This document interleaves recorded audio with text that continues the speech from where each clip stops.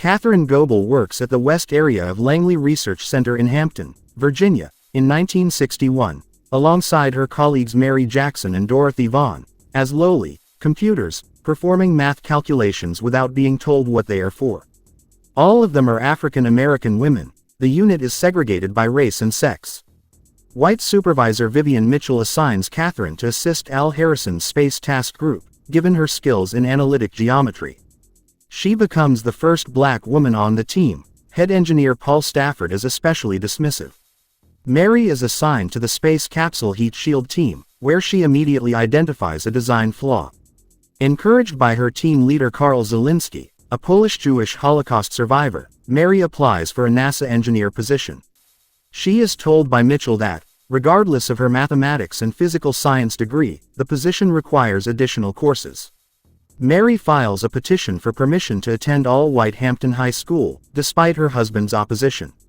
Pleading her case in court, she wins over the local judge by appealing to his sense of history, allowing her to attend night classes.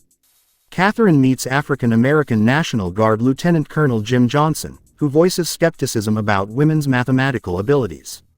He later apologizes and begins spending time with Catherine and her 3 daughters. The Mercury 7 astronauts visit Langley, and astronaut John Glenn goes out of his way to greet the West Area women. Catherine impresses Harrison by solving a complex mathematical equation from redacted documents, as the Soviet Union's successful launch of Yuri Gagarin increases pressure to send American astronauts into space. Harrison confronts Catherine about her breaks, unaware that she is forced to walk half a mile to use the nearest restroom designated to colored people. She angrily explains the discrimination she faces at work, which leads Harrison to destroy the colored restroom signs and abolish restroom segregation. He allows Catherine to be included in high-level meetings to calculate the space capsule's re-entry point. Stafford makes Catherine remove her name from reports, insisting that computers cannot author them, and her work is credited solely to Stafford. Informed by Mitchell that there are no plans to assign a permanent supervisor for the colored group, Dorothy learns NASA has installed an IBM 7090 electronic computer that threatens to replace human computers.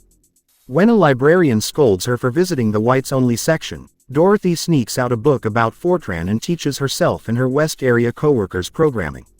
She visits the computer room, successfully starts the machine, and is promoted to supervise the programming department. She agrees to do so if 30 of her coworkers are transferred as well.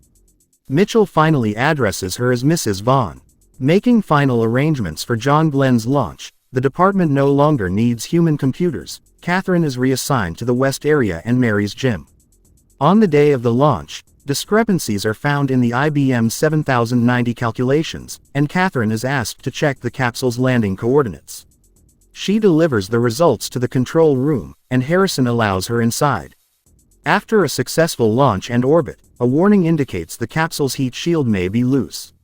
Mission Control decides to land Glenn after 3 orbits instead of 7, and Catherine supports Harrison's suggestion to leave the retro rocket attached to help keep the heat shield in place. Friendship 7 lands successfully. Though the mathematicians are ultimately replaced by electronic computers, a textual epilogue reveals Mary obtained her engineering degree and became NASA's first female African American engineer. Dorothy continued as NASA's first African American supervisor, and Catherine, accepted by Stafford as a report co-author, went on to calculate the trajectories for the Apollo 11 and Space Shuttle missions. In 2015, she was awarded the Presidential Medal of Freedom. In 2016, NASA dedicated the Langley Research Center's Katherine Johnson Computational Building in her honor.